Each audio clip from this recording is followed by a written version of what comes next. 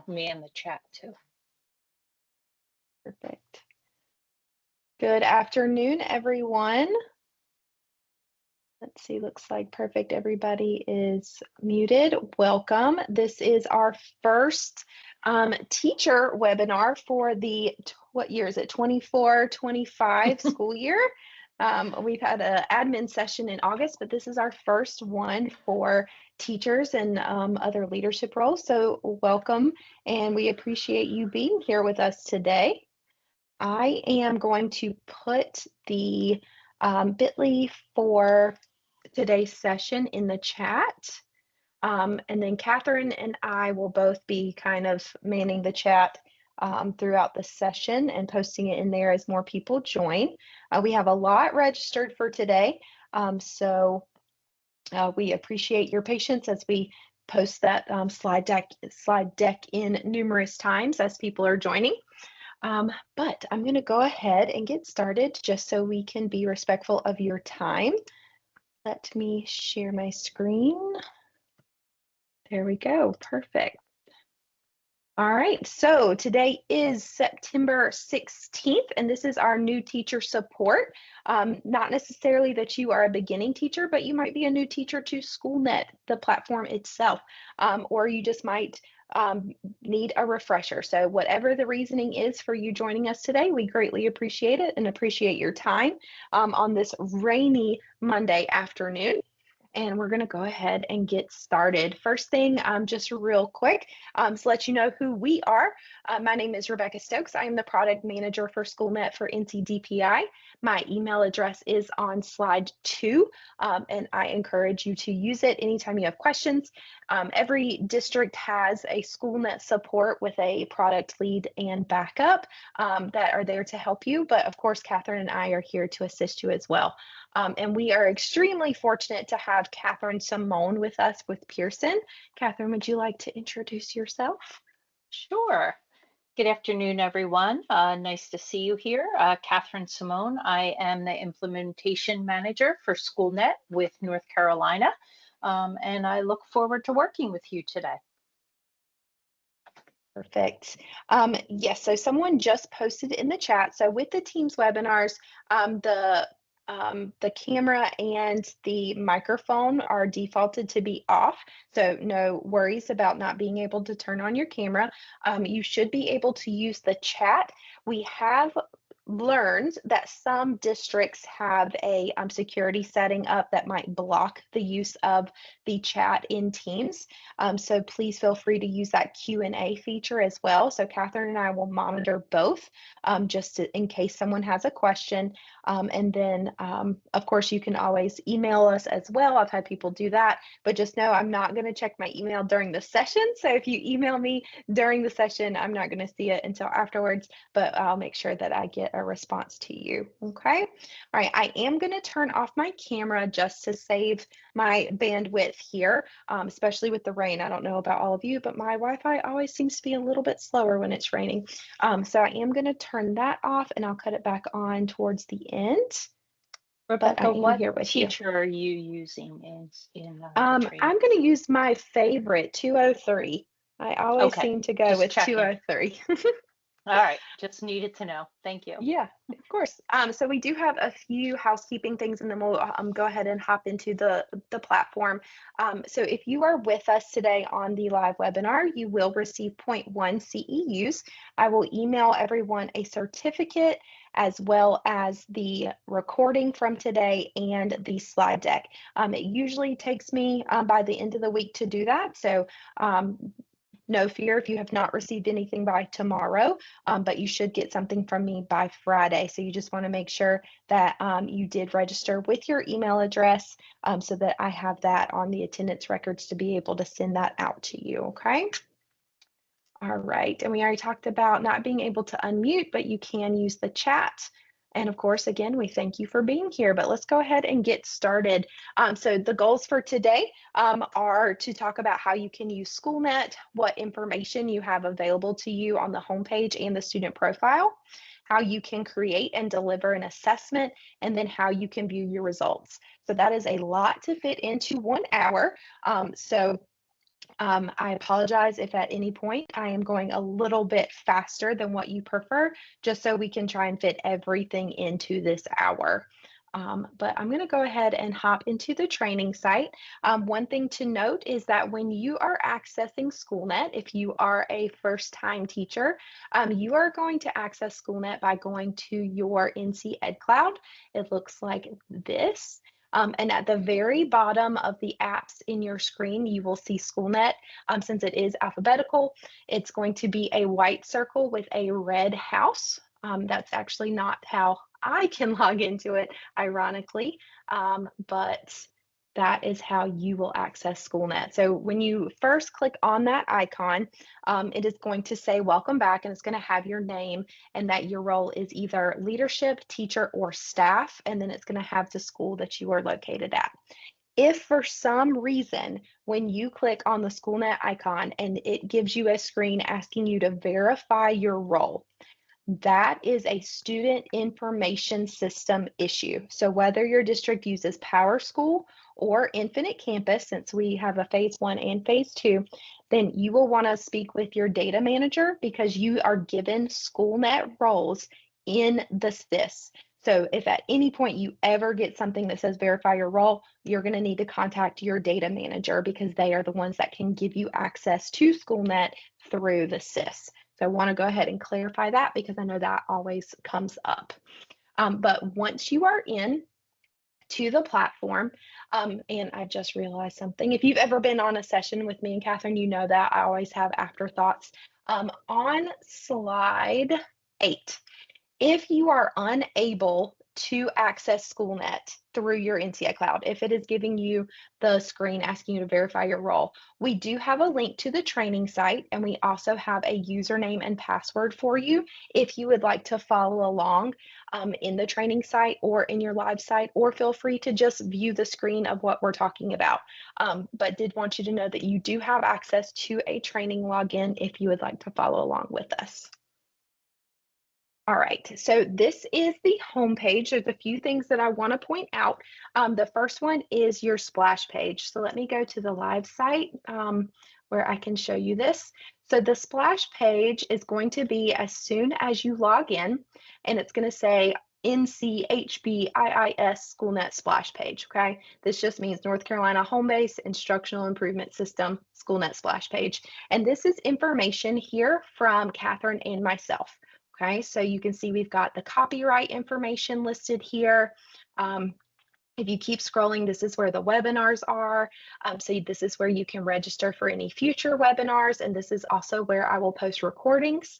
And we also have lots of helpful documents in here, whether it's the item bank counts, technology enhanced items, creating your own items. So lots of things to access in that splash page. So I always like to point that out. Let me go back to the training site. So one of the most important things in Schoolnet that I want to show you is the student's profile. So on your page, you have two different widgets. One says choose a section and one says classroom assessment monitor. So to access your students, depending on which section you want to view, so here, if I click on sections, these should all be ones that are syncing from the SIS. So if I just wanted to view my reading class, I'll leave it there. If I scroll all the way down, it's going to give me my profile of students. So this is every student that I have listed in my class. And anything blue in Schoolnet is a hyperlink. So I want to view this student right here. I'm going to click, and this is going to pull up the student's profile. Now, there's lots of information here that we will go through in other sessions that we do, but for just the beginning session, the most important tab is this very last tab, this TestNav PNP. In the student's profile, this is where accommodations are entered for the student. So if they have IEP, 504, PEP, any other thing that would give them accommodations, this is where they are turned on. Now they should follow the student, but if you get a new student in, you will want to make sure to check these accommodations for that student, okay? All right, let me pop back over here. Okay, and some of the data reports we're going to look at in just a second. So first thing that we want to talk about is how you can use Schoolnet. So Schoolnet is adopted by North Carolina as the instructional improvement system, which means that you can use this platform however you see fit for instructional improvement in your classroom. So you can use this as a formative assessment tool. You can use this as a summative assessment tool. You can use this to create an assessment that only has 2 questions on it, and it's an exit ticket or a beginning of class seat work. Whatever it is that you want to use this platform for, you have the options to do that.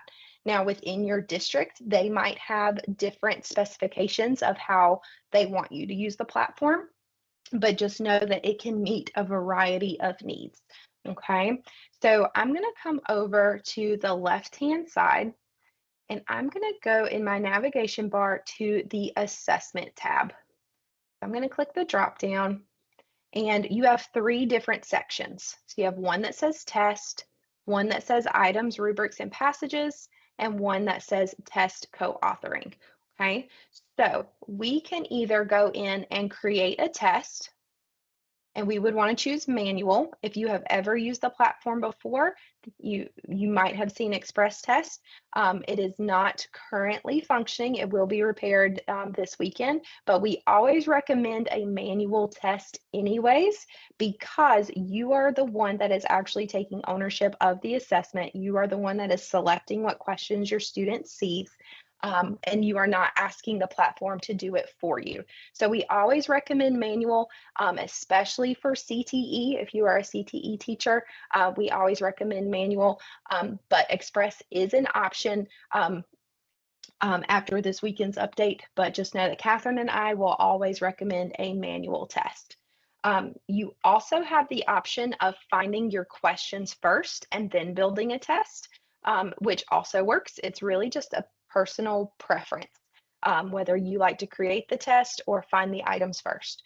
So based off of the slide deck and the images that I have there, we're going to find the items first because that's how the slide deck is.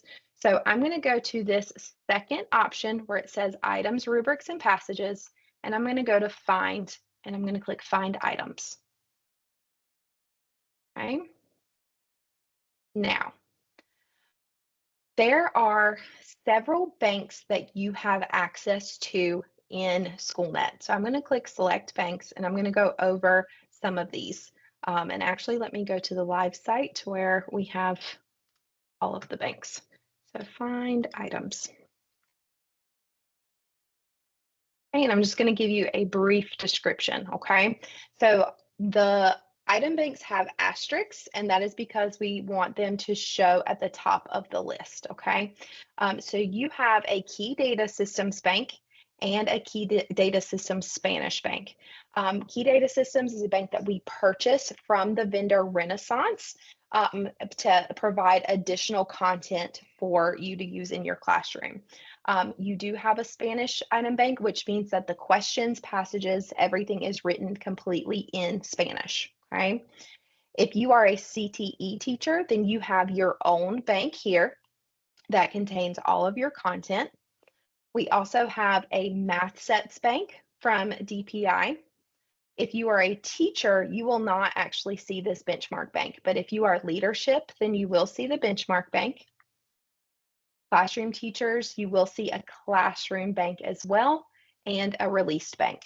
So the classroom bank and the benchmark bank are both items that we receive from DPI that are written by the same people that are writing your end of grade and end of course assessments. So you can know that it's written in the same format, the same vocabulary, same language, everything. So it really gives students a great idea of what they're going to see at the end of the year.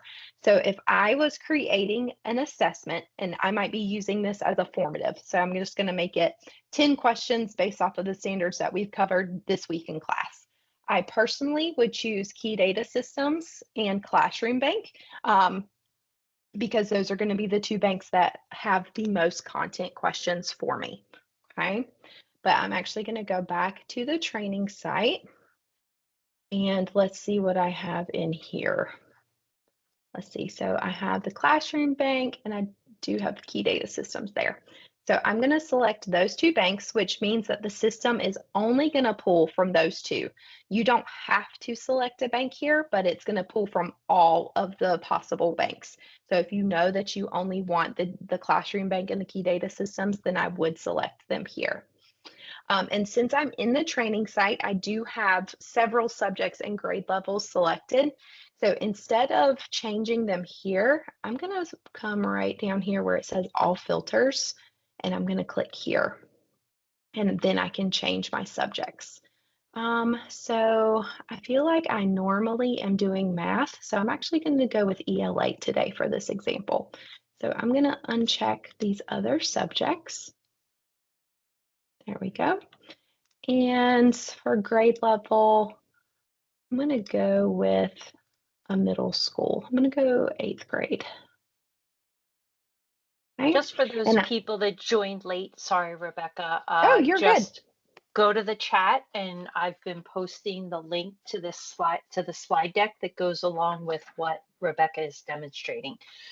You should be able to access the deck from the chat link. Okay. Thank you, Catherine. Okay. I selected my subject and grade level. Now I'm going to choose my standards, because if we're focusing on our formatives being based off of the standards that we've covered in class, we definitely want to choose our standards here.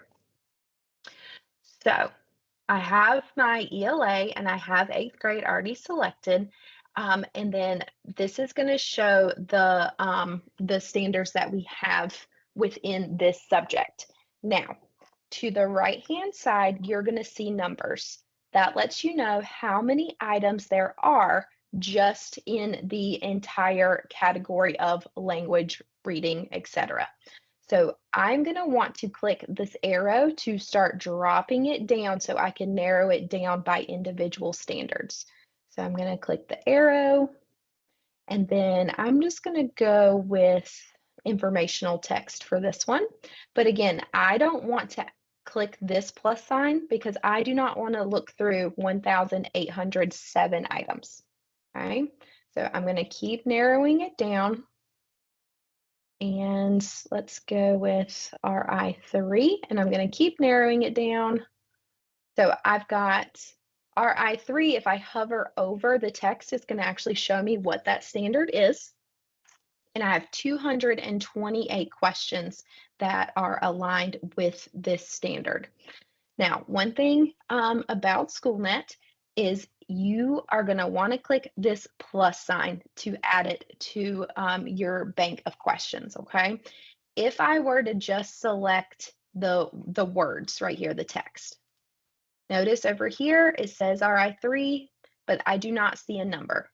So I'm going to hit the trash can, where if I hit the plus sign, I now see 228. So make sure that if there is a plus sign beside the text that you hit that for it to add to your selection of questions, okay? So I am only going to choose this standard because that's what we covered in class this week. I'm going to hit save and close. Now, I do have some additional filters that we would go through in depth in a different session, but just to kind of scan over, you can choose the item type that you are looking for. You do have some properties here. For ELA specifically, I am going to check this box to show only the items linked to a passage. And what that means is it's going to give me a passage and give me every question that's associated with the standard that I chose with that passage, so that when students are taking this assessment, they're not reading a 5-paragraph passage and only answering one question. I can choose multiple questions based off of that one passage that are still associated with my standard. But when I check this box, I do have some additional filters that I can choose, like Lexile, excuse me, genre, a type of passage. If I was specifically working on poetry, I can check that box. So you have lots of filters that you can kind of go through to select. If I keep scrolling down, you also have different filters like your DOK level, your cognitive demand, your Bloom's. So if you were wanting to create an assessment with multiple DOK levels, then you could filter by specific ones. I see someone in the chat saying that theirs does not have any results, which you would have to let us know which subject and which standard you were looking for us to be able to check that out. So just let us know if you chose specific banks, or we can always meet with you at the end if you prefer. Okay, so I am going to apply filters. Okay, and I have 228 items now. Okay, so I have a passage here that I can preview and read the entire passage. And I see that I have 8 items that are matching this particular passage here. And they're all going to be aligned to the one standard that I selected. Beside the question, I can see which bank it came from. So this came from the classroom bank. I can see this is a level 2 DOK. So I can kind of start going through, and any question that I want with ELA, I can select all. With the other subjects, you would want to go through and actually check the boxes of the questions you want, because there's not a way to select all because they're not associated with a passage for the other content areas.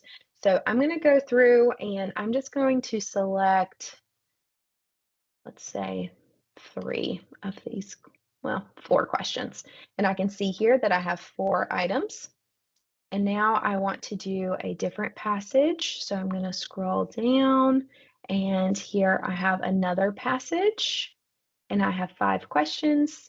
So I'm going to select 3 from that. Okay, so I have 7 total items listed here. I feel like that's good for my formative assessment.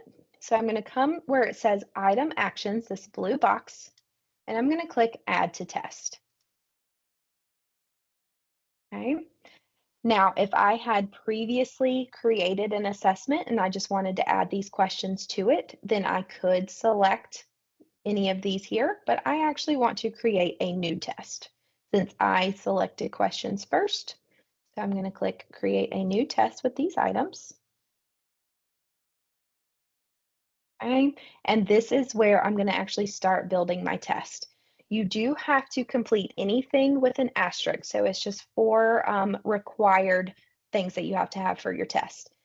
For the name of the test, we recommend that you be as specific as possible instead of putting something like week 1, because next semester or next year, when you are teaching the same class possibly, and you are wanting to make a copy of the assessment, you might not remember what you were teaching week 1. So if you were more specific, like something with RI, I don't remember what I chose, but I think it was like 3.1 maybe. And I could say like informational text, unit 1, something specific that lets me know exactly what I was testing on this particular assessment. Choose our subject. So this is ELA, and this was 8th grade. Okay. I do not need to put number of items because I've already selected those. And even if you are creating a test first, you do not have to put number of items because you're going to select them anyways.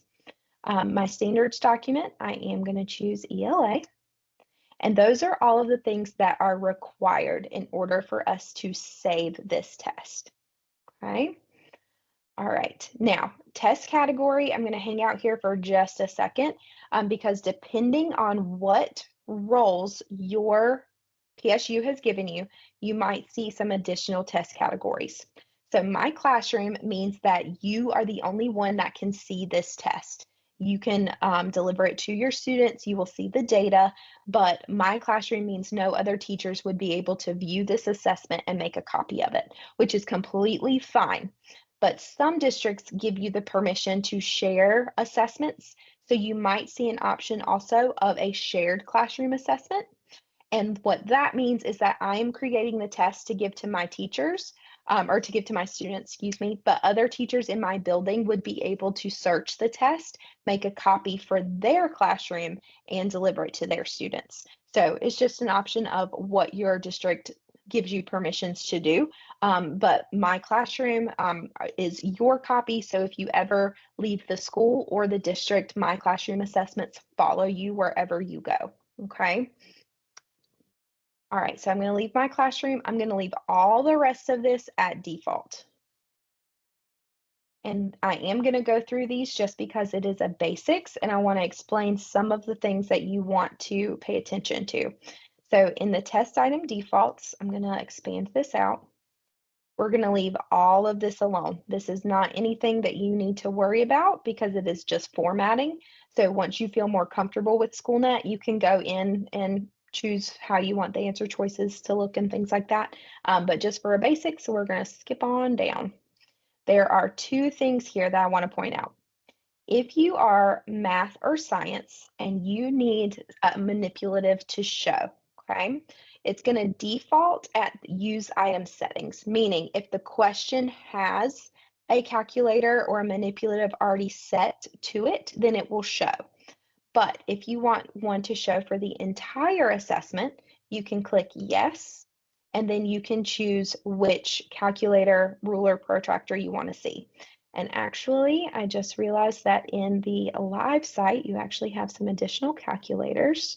So let me cancel out of that, just so I can show you what you would see in the live site. There we go.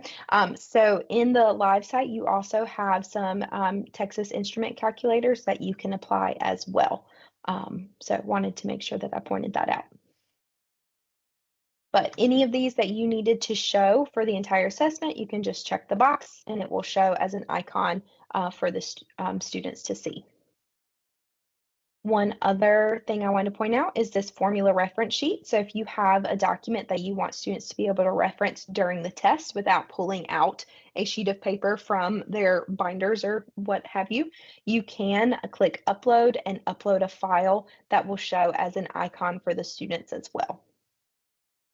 Okay, so those are the only two things that I would concentrate on in the test item defaults. So I'm going to shrink that back down. Okay, in the test settings, there's a few things to point out here as well.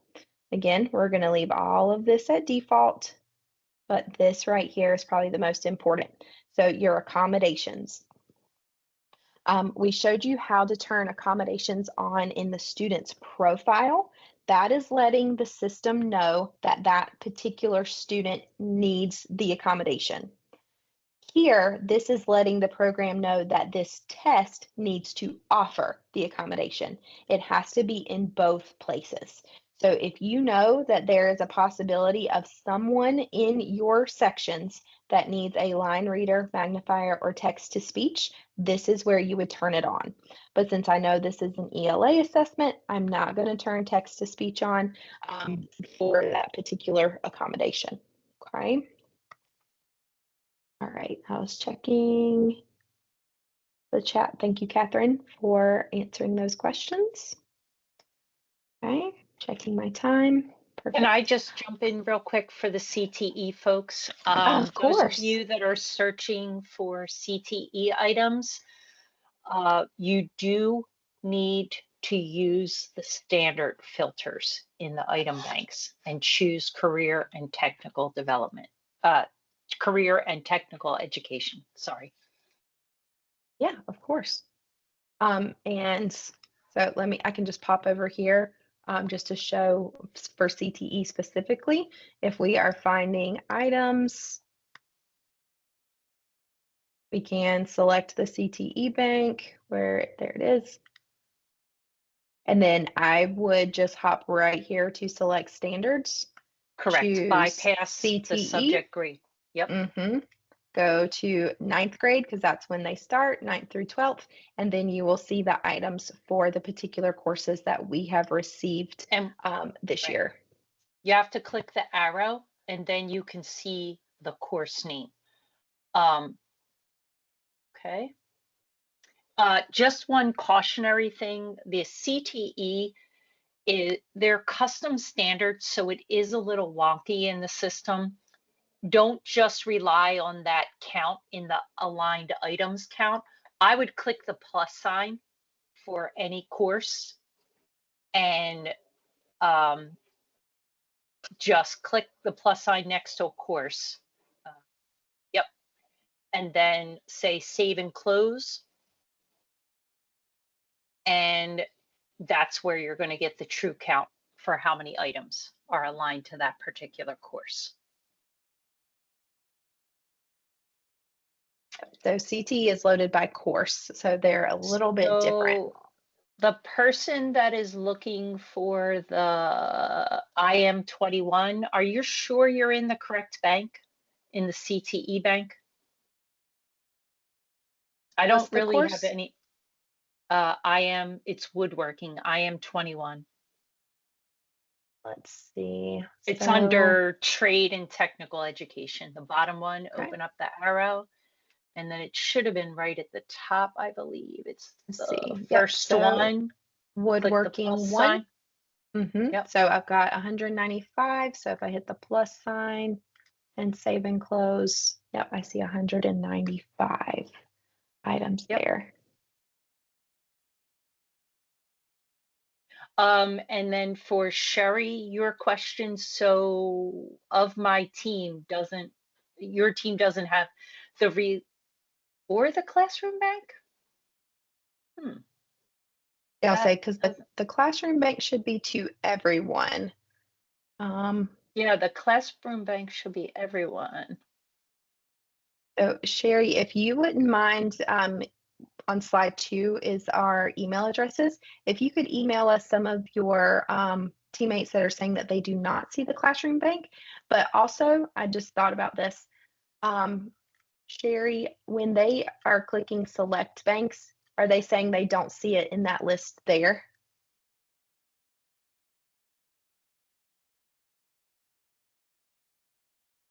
Because I'm thinking that maybe it's not checked. So I'm just checking to see if she's saying they're not listed here in this view when you click select banks.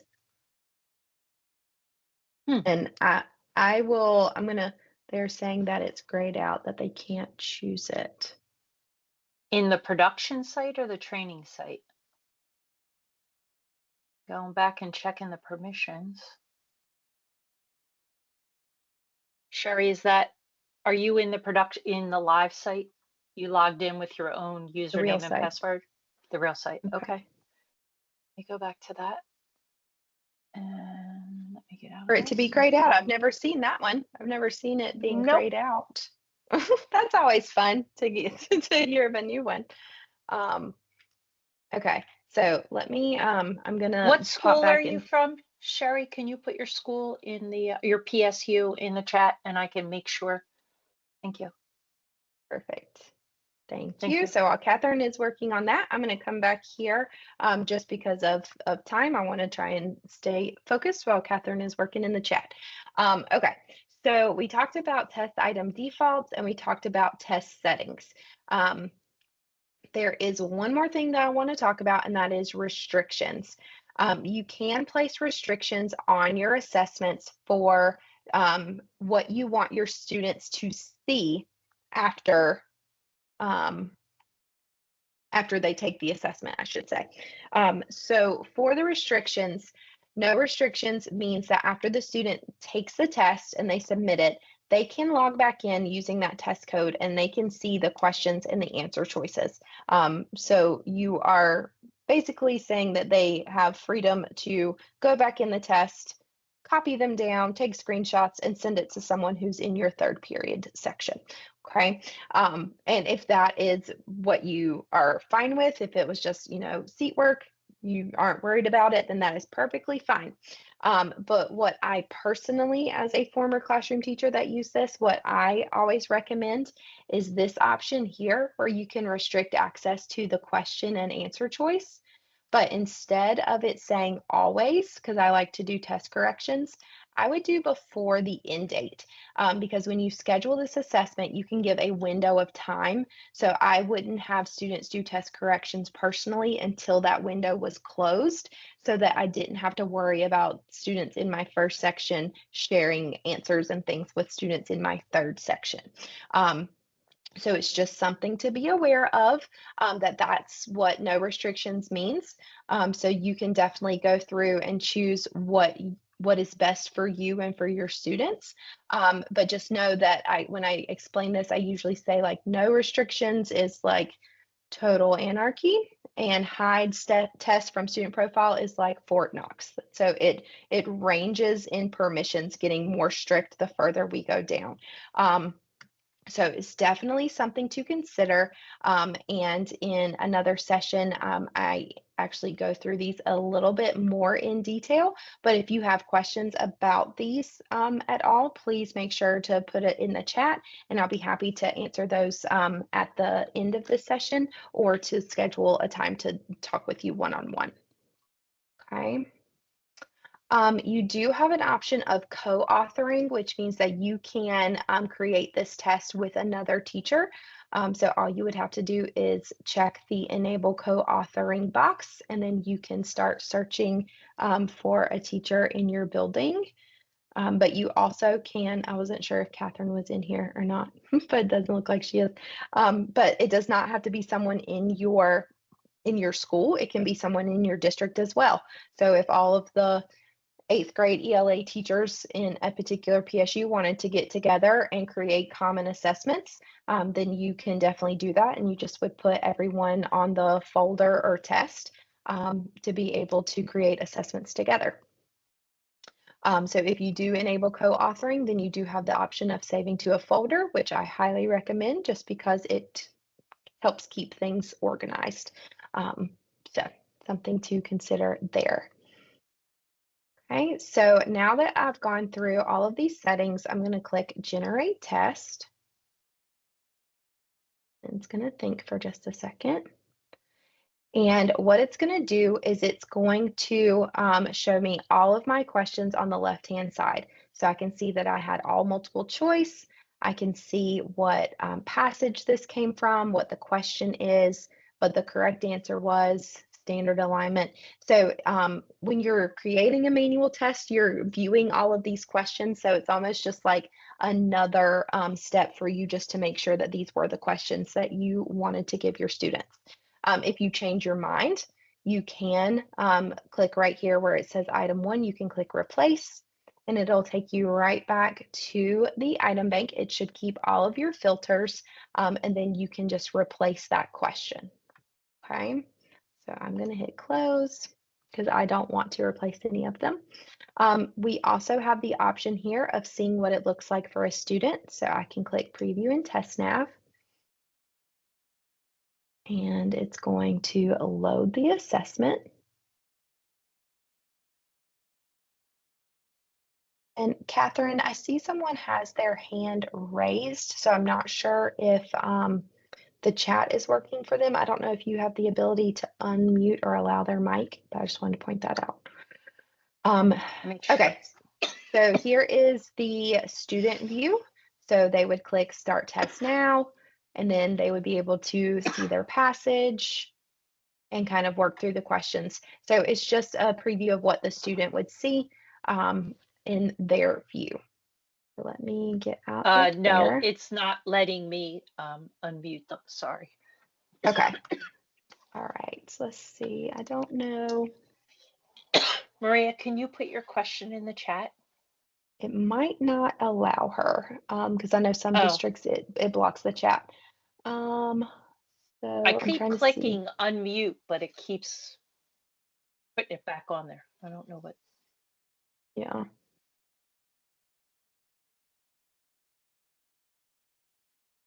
And all I have is disable mic. I don't have an option. That's what I did.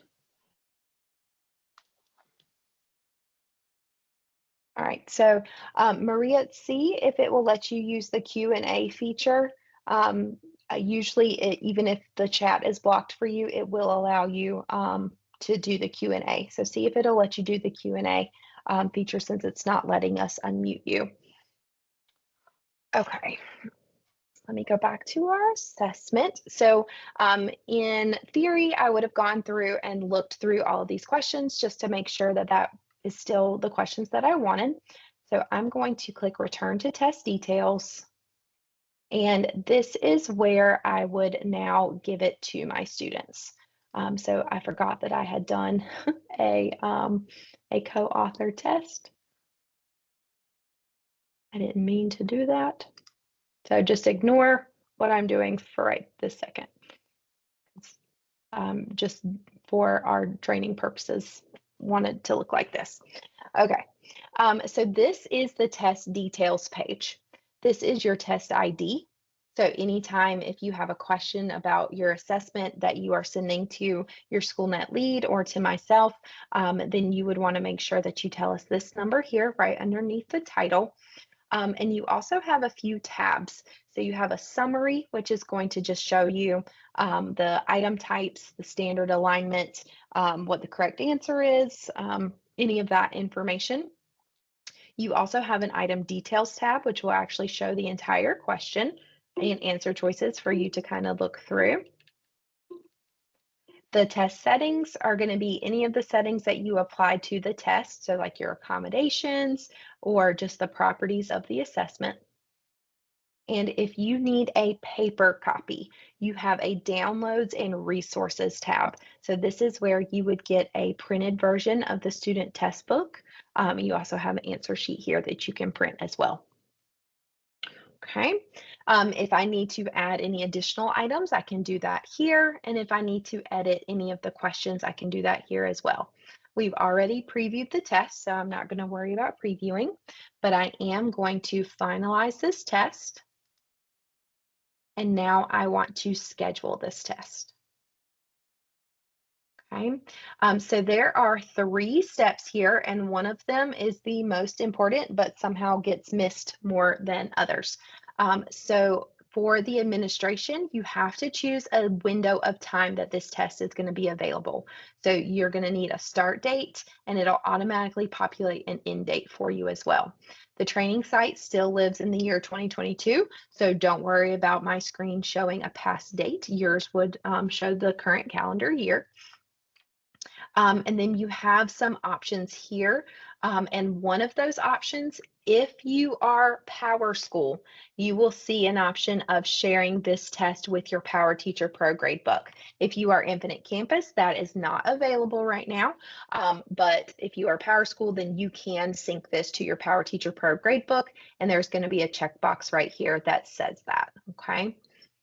Now, the most important step is assigning it to your students. That is step number 2. You have to tell the test who is taking this assessment you have created. So I'm going to click Select Assignment, and it's going to pull up all of the sections that I have. And then I can just select which courses need this. So since this was a reading assessment, I'm only going to give it to my reading section. I do have the option of giving it to individual students. So if I was working on like remediation and this was a retest, I could just give it to a few select students as well.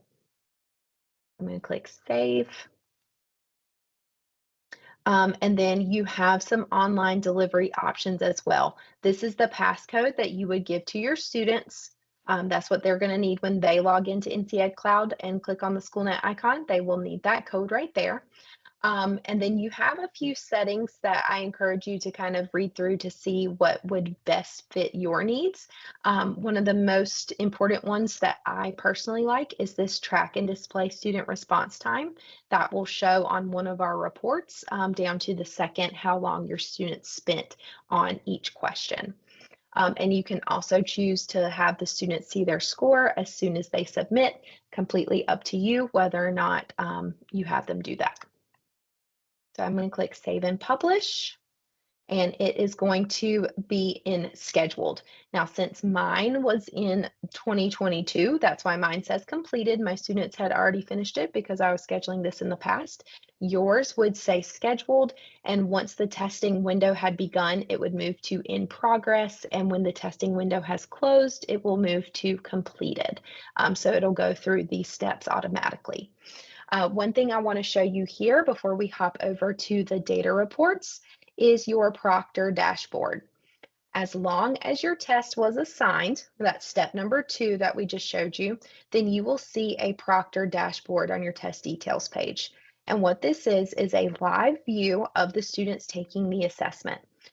So I would see my students listed here. It would say started once they had begun, and it divides this bar into however many questions there are. So this one has 7 questions, so there's 7 very faint lines here. And as soon as my students were working through the test, it will instantly turn green or red as they progress through the test.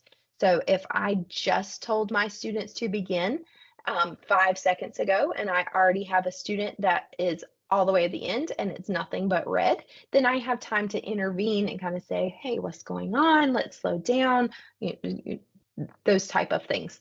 I would be able to see when the students had completed, when they were in progress, and how many have not started. So that is your Proctor dashboard. Okay. Now I'm going to hop over to the reporting with our remaining time that we have.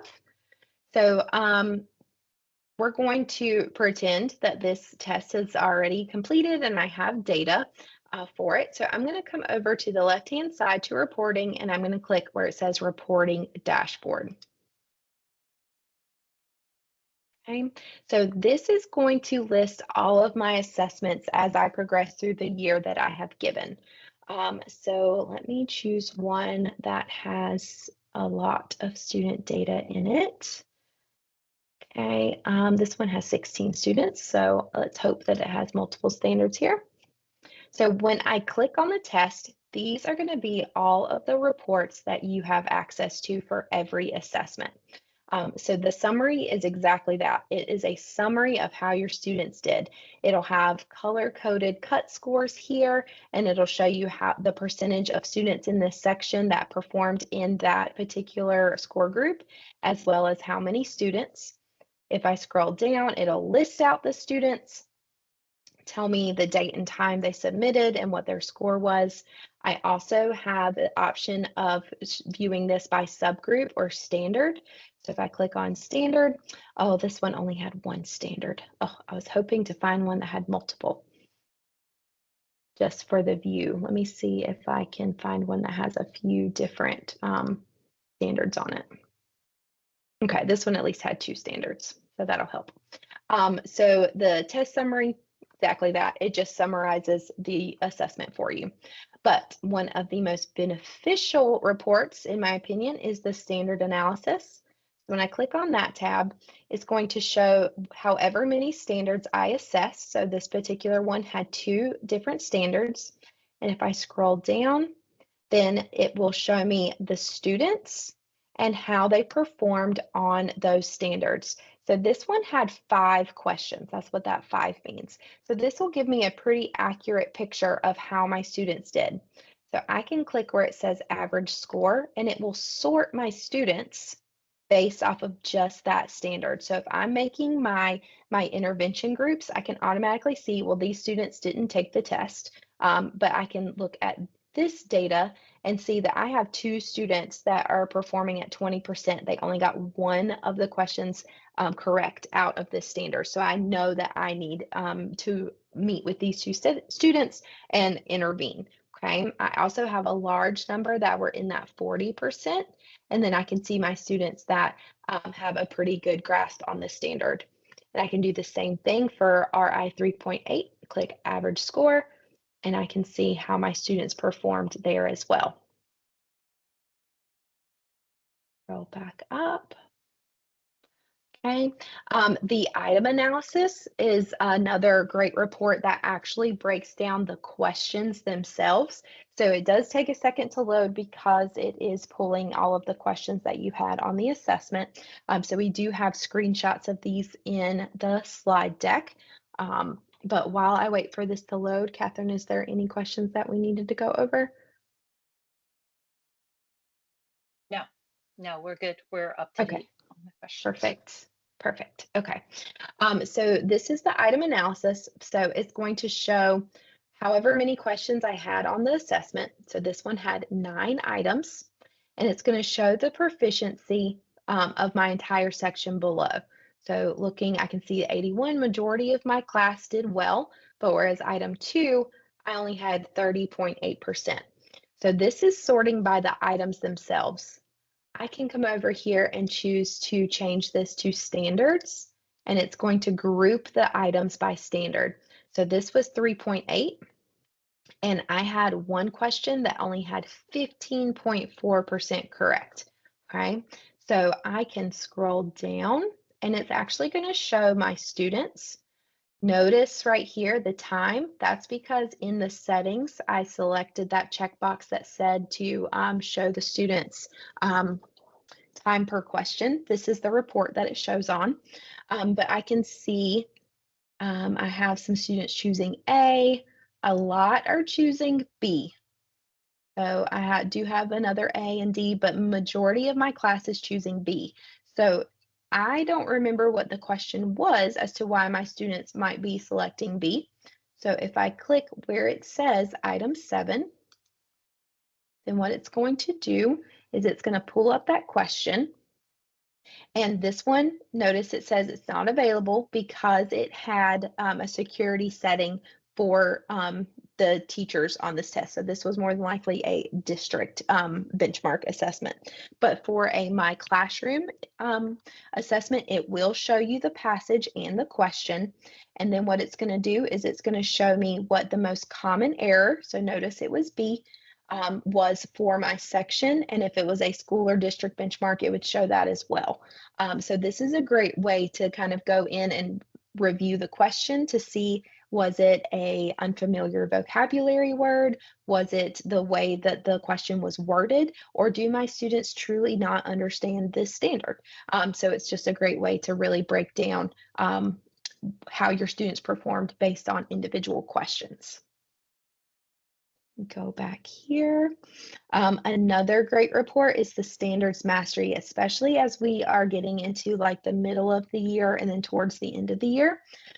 So this report is going to show the standards that I assessed on this particular test. So I can see I had 5 items on for this standard and I had 4 for this standard. But what it does is it breaks our students down into the score groups. So if I were to select this number 7, it's automatically made my intervention groups for me. So I can see my 2 students that need heavy intervention. I can see my students here that need additional support, but might not need as heavy of a lift as these students here. And then I can see my students that are proficient in the standard. So it makes those for you. And that is based off of each standard. So I would be able to do that for the other standard and get a completely different group as well. But one thing that I really like about this report is this last number here, the times assessed. So as I'm getting towards the end of the semester or the end of the year, if I notice that RI 3.2 only has a 1 here, then that means I've only assessed that standard once. If I click where it says 10, it'll tell me I've assessed this standard 10 times this year, and these were the assessments that included that standard, and these were the dates of those assessments. So as we are trying to make sure that we're working through all of the standards and that we have an accurate picture of how our students have performed, this is a great way to see how many times we've actually assessed that standard, okay? And the score response distribution, this is pulled out of the item analysis. We've actually already viewed it. So what it does is it goes through and it shows you the question, the most common error, So it's the same thing that we already pulled out of the item analysis. Schoolnet was just really great and made it its own separate report. Okay. One thing that I failed to mention is that all of your reports can be exported to PDF or Excel depending on the report. So this one specifically exports to PDF, where our standard analysis, this one exports to Excel. So depending on the report type will depend on which export function you have. Okay. All right. Ooh, 6 minutes to spare. Okay. Catherine, what did I miss? I know that I just Uh, talked a lot. I think you did pretty good on that. If we do not have a test bank for our subject, do you have any tips on to expedite creating our own test? Melanie, what is your subject area?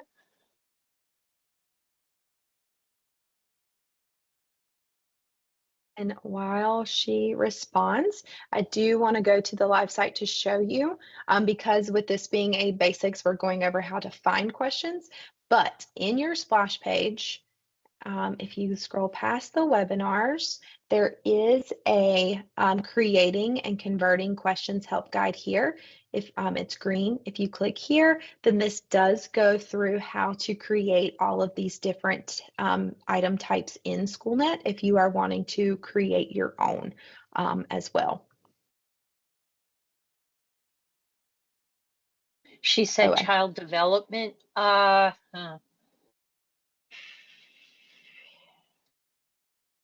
Um, we are hosting a webinar on creating items, right, Rebecca? Do you know when that is? yes, the performance-based, that one? I think so. Yep, so that one But is this not until March. child development wouldn't be, That wouldn't be performance-based, yeah. no, that Um, would not be. so So Melanie, if you wanted to email Catherine or myself or both of us, I'd be happy to meet with you one-on-one to show you how to create questions. But ooh, Catherine, this is one for you. I don't believe there's an ability to bulk upload questions. No, no. Yep, I didn't think so. So, but I wanted to ask. Yep, you would have to create each question. There is a feature though where if you had a PDF questions, a PDF set of questions, you could make an answer key only, and the students would read. They wouldn't be interactive. They would have to be more multiple choice in nature, but the students could read the questions off the PDF and then respond within Schoolnet for the standard alignment.